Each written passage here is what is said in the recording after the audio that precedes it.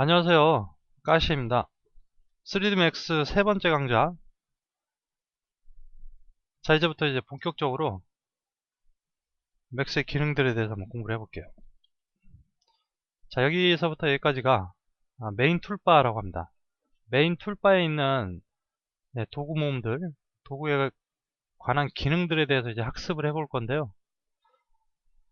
이걸 한 번에 다 설명을 드리기 힘들 것 같아요. 시간이 아마 짧게도 2회, 길게는 아마 3회차까지 생각을 예상을 해봅니다. 제가 지금 계속 녹음을 했다가 찍었다 하는데요. 이 녹음이 잘 안 돼가지고 해놓고 보면 이제 뭐 마음에 안 드는 부분도 있고, 제가 전문 강사가 아니다 보니까 강좌 진행이 좀 미숙하고 어리버리해서 좀 듣기 좀 거부하시더라도 제 목소리도 사실 좋지는 않잖아요. 그래도 넓으신 아량으로 어차피 공짜 무료 강좌인데 양해를 해주시고 봐주셨으면 좋겠습니다. 자, 힘내서 한번 시작을 해볼게요. 처음에 보시면은 자, 언두와 리두 버튼이 있습니다. 이것도 이제 다른 프로그램에도 다 있는 기능이에요. 사람이 워낙 실수를 많이 하기 때문에 보통은 이제 언두만 프로그램들이 가지고 있는데, 맥스는 친절하게 리두 버튼도 이렇게 마련해 줬습니다. 그리고 맨 처음에 있어요. 이것만 봐도 이제 사람이 얼마나 실수를 많이 하는지 알 수가 있습니다. 자, 이것들에 대해서 조금 간략하게 몇 가지 더 설명을 드릴게요. 자, 일단 오브젝트를 하나 만들어 볼게요. 자, 박스를 하나 만듭니다. 뭐 나중에 설명드릴 이 아이솔레이션 모드라는 거 지금 설명드릴까요?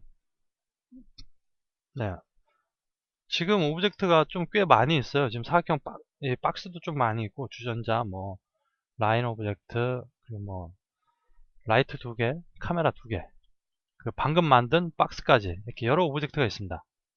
어떤 오브젝트 하나를 편집을 해야 되는데 주변에 있는 오브젝트가 영 신경이 쓰일 때 아이솔레이션 모드라고 하는 걸 사용할 수 있습니다. 키보드의 단축키가 Alt Q예요. 오브젝트를 선택하고 Alt Q 눌러보시면 이렇게 그 오브젝트만 화면상에 보이게 되고, 현재 이 화면 상태를 빠져나가기 위해서 버튼을 하나 이렇게 표시를 해줍니다. 이걸 누르게 되면 다시 빠져나오게 돼요. 자, 오브젝트를 만들고 지금 만들었잖아요. 이 오브젝트를 복사를 할게요. 복사는 Shift 누르고 이제 이동하면 이제 복사가 되는데, 네, 이동을 해보겠습니다. 아직 여러분은 오브젝트를 이동을 하는 방법도 지금 모르실 텐데, 여하튼 실행 취소를 위해서 자, 이동을 이렇게 2번 정도 했고요. 스케일 조절, 그리고 회전 같은 걸 해봤습니다. 네, 이렇게 조정을 했어요. 이렇게 조정한 거를 이제 언두 버튼을 눌러서 왔던 단계를 그대로 고스란히 거슬러 올라가서 실행 취소가 가능해요. 그 오른쪽에 있는 리드 버튼을 눌러보면은 실행 취소했던 거를 다시 되돌릴 수가 있습니다. 이 버튼을 언두 버튼을 오른쪽 버튼 클릭해 보면은 지금 현재 작업한 히스토리 내역으로 이렇게 리스트 형태로 남아 있습니다. 이 맨 밑에 게 이제 가장 처음에 작업한 거고, 맨 위에 게 가장 마지막에 작업한 거예요. 예를 들어 여기서 모브를 선택을 하면은 한꺼번에 선택이 됩니다. 언두 버튼 누르게 되면 그때로 이동을 하는 거죠. 지금 이 목록을 눌렀을 때 나오는 이 항목은 이 언두와 리두가 틀려요. 남아있는 항목이 서로 틀리기 때문에 여기 표시되는 개수도 커스터마이즈 메뉴에 보면 프리퍼런스가 있습니다. 맥스의 각종 설정들을 수정을 해줄 수 있는 부분인데, 클릭을 해보면은 이런 게 떠요. 굉장히 복잡한데, 자, 제너럴 섹션이 활성화가 되어 있습니다. 뭐 파일도 있고 뷰포트 굉장히 많은데, 일단 제너럴만 볼게요. 여기 보시면은 맨 처음에 신 언두라고 해가지고 몇 번까지 실행 취소가 가능한지를 레벨 값을 정해줄 수가 있습니다. 이 값을 100으로 해주게 되면은 굉장히 많은 실수를 해도 다 용서가 되겠죠. 이동을 계속해. 이동을 이렇게까지 정말 이 실행 취소와 재실행에 관한 기능을 설명을 하는데 이렇게까지 많은 디테일하게 이렇게 설명을 하다니 정말 놀랍죠. 제가 오른쪽 버튼 눌러볼게요. 스크롤 박스가 나타납니다. 너무 내용이 많아가지고. 예, 언제든지 이때로 다시 되돌아갈 수가 있어요. 예, 예, 눌러보면은 예, 오브젝트가 막 이렇게 발광을 하겠죠. 자, 아이고, 언두 버튼과 리드 버튼 설명하는데 5분 20초 걸렸습니다. 자, 그 오른쪽에 보시면은 Select and Link, Unlink, 그리고 Bind, Space, Warp 세 가지 항목인데 제 강좌에서 설명을 안 드릴 거예요. 이게 부모 자식 간의 계층의 연결을 해주는 겁니다. 예, 링크. 그래서 이제 부모 자식 간의 관계를 설정을 해주고 설정했던 거를 끊기도 하고, 그리고 스페이스 워프가 이게 직역하면 뭐가 되나, 거기다 이제 바인딩을 해주는 건데 다 애니메이션 관련된 기능들이라 제 강좌에서 과감히 빼기로 했습니다. 이거 설명하려다 보면 이제 제 얕은 지식이 탄로가 나기 때문에 자, 스킵할게요. 이쪽에 보시면은 리스트 박스가 있고 기본 값으로 올이 되어 있는데 지금 툴팁에 셀렉션 필터라고 나오네요. 이제 요거 설명드리기 위해서 이렇게 오브젝트들을 많이 그려놨던 건데요. 기본 값으로 올이 되어 있습니다. 자, 뷰포 툴을 마우스로 클릭 드래그해서 이렇게 선택을 해보면은 오브젝트가 다 선택이 돼요. 선택 영역, 지금 흰색 박스 보이시죠? 저 마우스를 따라다니는 흰색 박스가 바로 선택 영역입니다. 선택 영역에 안에 완전히 포함된 것들은 이렇게 하얗게 하이라이트 된 표시로 선택이 됐음을 알려주고 있습니다. 자, 여기서 지오메트리를 선택을 하고 마우스를 클릭 드래그 해보면은 영역 안에 다 들어왔는데도 불구하고 선택되는 오브젝트가 보시면은 이동을 해보시면 알겠지만 이 나머지 것들은 그 자리에 있잖아요. 선택이 안 된 것들이에요. 자, 지오메트리 상태에서는 3D 기하체만 선택이 돼요. 쉐이프를 선택을 하게 되면은 마우스를 클릭 드래그 해보게 되면은 이렇게 2D 도형들만 선택이 되는 것을 볼 수가 있어요. 나머지 것들도 다 비슷한 방식으로 작동을 합니다. 라이트만 선택을 하고 싶거나 복잡한 씬에서 특정 오브젝트 타입만 선택을 하고자 할 때 이 셀렉션 필터를 사용을 해줄 수가 있습니다. 그 오른쪽에는 이제 선택 도구가 있는데 선택 도구는 따로 설명드릴 게 없어요. 요거 활성화하시고 오브젝트 클릭해 보시면 오브젝트 선택이 됩니다. 마찬가지로 클릭 드래그 오브젝트를 선택을 할 수가 있고요. 이렇게 선택했을 때 보시면은 선택한 중심점을 나타내주는 XY 축이 표시가 되기는 하는데 요거는 좀 이따 설명드릴 여기 있는 세 가지 도구들과 기능이 굉장히 겹쳐요. 이 선택 도구를 거의 사용을 안 합니다. 이거를 사용하는 경우에는 오브젝트를 이제 뭐 폴리로 변환을 해가지고 버텍스나 면 단위로 이제 편집을 할 때 이 오브젝트 이 면을 선택을 할 때 보면 면이 선택하면서 밀리는 경우가 종종 있어요. 그럴 때는 요거를 써주기도 합니다. 요거를 쓰게 되면 이제 선택만 하고 아무 이동도 안 되고 변형이 안 되니까 안전하게 선택만 할 때 그럴 때 사용하신다고 보면 되겠는데요. 그 다음 넘어가 보죠. 툴팁이 Select by Name이라고 나타나는데요. 클릭을 해보면 대화상자가 뜨게 됩니다. 그리고 현재 씬에서 만들어진 오브젝트 목록이 이렇게 리스트 형태로 표시가 되고요. 오른쪽에 스크롤바가 이렇게 나타납니다. 보시면 아시겠지만 이 박스라는 것들이 쭉 있는데 여기에 박스를 통해서 만들어진 것들이에요. 자, 스피어를 통해서 오브젝트를 만들게 되면 기본적으로 스피어라는 이름이 붙고 그 뒤에 숫자가 붙습니다.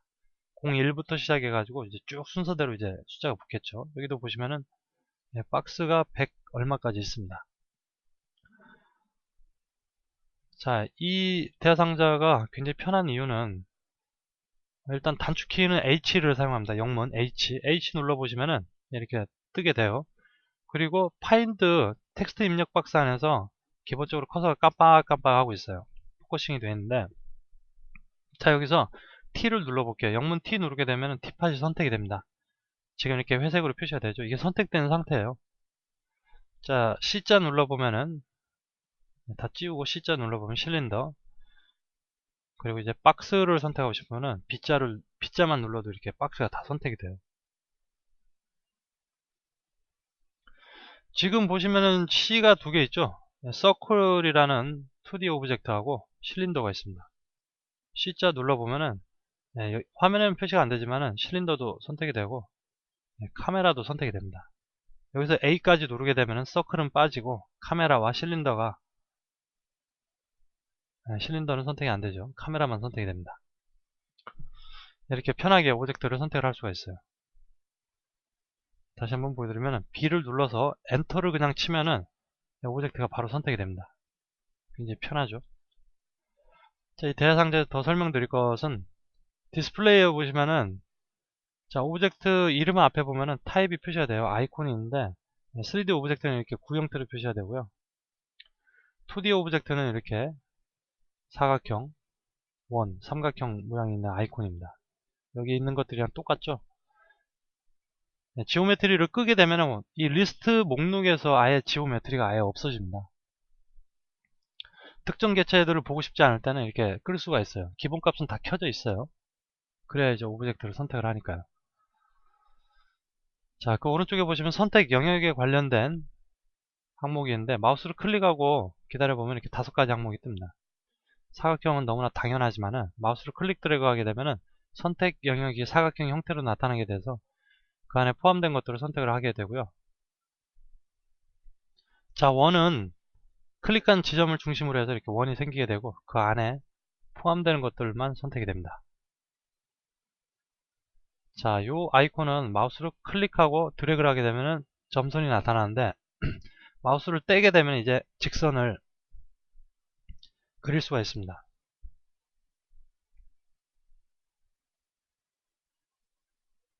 처음 시작했던 점에 마우스를 콕 찍으면 이제 선택이 종료가 돼요. 그 안에 포함된 것들이 선택이 됩니다. 예, 요거는 이제 라쏘 툴인데요. 라쏘 셀렉션.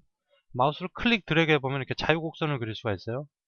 이렇게 해서 이 안에 포함된 것들만 선택을 할 수 있게끔 해주는 기능입니다.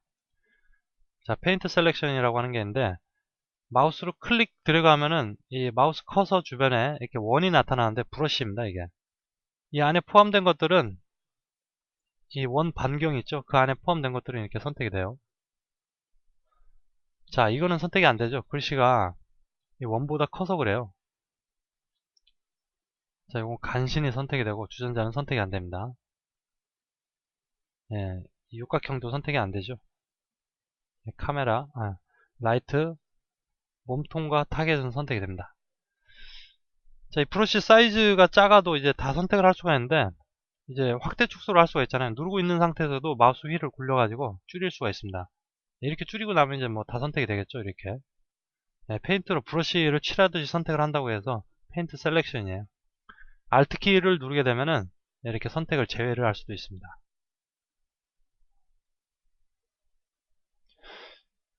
자, 요 버튼을 요 아이콘을 오른쪽 버튼 클릭하게 되면은 아까 눌렀던 커스터마이저에 있는 프리퍼런스가 나타나고 여기 제너럴 섹션에 보면은 페인트 셀렉션에 브러쉬 사이즈를 지정을 해줄 수 있습니다.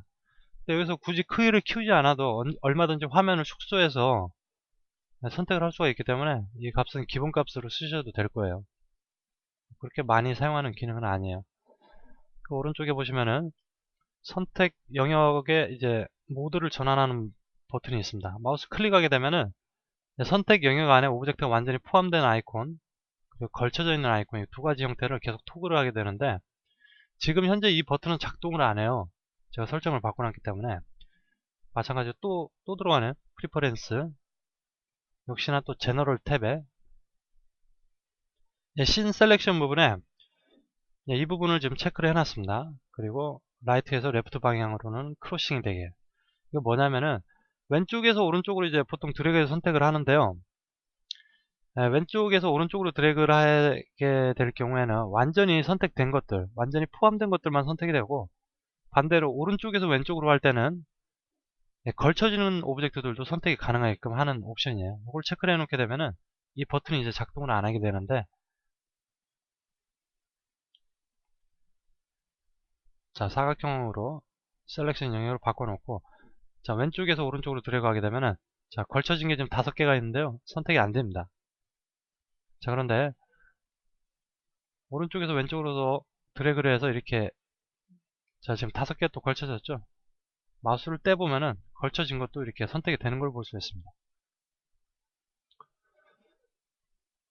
자, 그리고 선택과 동시에 이동, Select and Move, Select and Rotate, Select and Scale이 있습니다. 이 스케일은 또 종류가 몇 가지 있어요.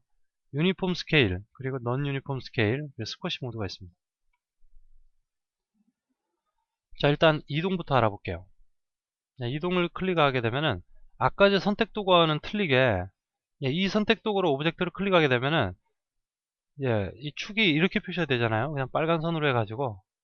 근데 자, 셀렉트 무브를 클릭하게 되면은 이렇게 트랜스폼 기즈모라는 게 표시가 됩니다. 트랜스폼 기즈모라고 표시가 되는데 이 화살표 부분을 잡고 드래그를 해보면은 X축 방향으로 잠깐 전화가 와가지고 지금 요거 설명드리고 있었죠.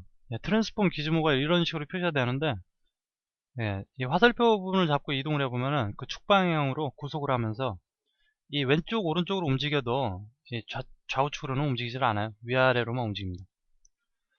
자, 이 부분에 마우스를 가져가게 되면 노란색 영역이 표시가 되는데요. 이 상태에서 마우스를 클릭 드래그 하면은 XY 평면에 자유롭게 오브젝트를 이동을 할 수가 있습니다. 자, 현재 이제 트랜스폼 기즈모라고 합니다. 요거를. 요게 이런 식으로 표시가 되는데 지난 시간에 설명드렸던 Alt와 마우스 휠을 클릭 드래그 해보면은 이렇게 오빗 뷰를 실행을 하면은 자, Z축도 이제 표시가 되죠. Z축을 잡고 이동을 하거나 이렇게도 작업이 가능합니다. 자, XY 평면, ZY 평면, 그리고 XZ 평면. 자, 이렇게 다 잡고 이동을 할 수가 있죠. 자, 이 기능들은 순서대로 단축키가 WER로 되어 있습니다. 영문 W를 누르게 되면 이게 선택이 되고요. E를 누르게 되면 로테이트, R을 누르게 되면 스케일이 표시가 됩니다. 스케일 같은 경우는 세 가지 모드가 있기 때문에 R을 누를 때마다 이 세 가지 모드를 전환하는 거를 볼 수가 있어요. 한번 눌러보시면은 아이콘이 지금 계속 바뀌고 있죠. 자, 로테이트의 경우에는 트랜스폼 기즈모가 이런 형식으로 생겼어요. 축을 잡고 돌려보면은 예상했던 방향대로 오브젝트가 회전하는 것을 볼 수가 있어요. 이 맨 바깥쪽에 있는 원이 있습니다. 자, 이거는 현재 뷰를 평면 상태로 가정하고 그 축에서 이렇게 회전을 시키는 거예요. 탑뷰에서 보게 되면은 오브젝트를 회전을 할 때 자, 이런 식으로 이제 회전을 할 수가 있는데 이 안에 거나 바깥에 거나 똑같이 작동을 합니다. 현재 뷰가 평면이기 때문에. 하지만 이거를 약간 틀게 되면은 이제 이쪽 것과 요거는 이제 작동하는 방식이 완전히 틀려지게 되죠. 자, 마지막으로 R을 눌러서 스케일을 보면은 자, 스케일 기즈모가 이렇게 생겼고요. 오비뷰에서 보게 되면은 이렇게 생겼습니다. 마우스를 클릭 드래그 해보시면은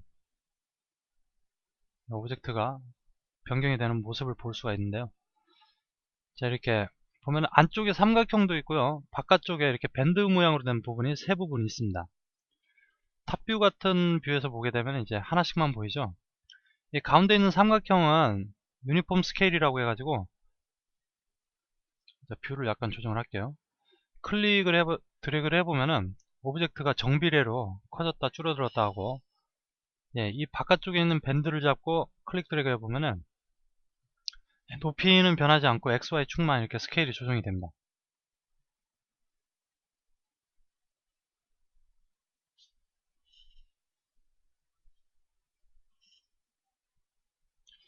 자, 이거 안쪽에 있는 이 삼각형의 이 선택 영역을 바로 유니폼 스케일이라고 하고 이쪽을 이제 넌 유니폼 스케일이라고 하는데 여기 아이콘이 보면 두 개가 있잖아요.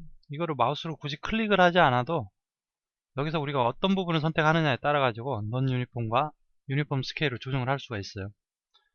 맨 마지막에 보시면은 스쿼시라고 하는 게 있는데 요거 같은 경우에는 좀 특수하게 움직입니다. 자, XY축을 잡고 스케일을 조정을 해보면은 높이가 줄어듭니다. XY축이 늘어나면은 높이가 줄어들고 반대로 XY축이 줄어들면은 높이가 늘어납니다. 이 스쿼시 공이 벽에 부딪혔을 때를 상상하시면은 그 찌부러드는 것과 비슷하다고 보시면 돼요. 자, 그리고 이번 3회차에서 가장 문제가 되는 좌표계에 대한 설명을 드려야 될 것 같네요.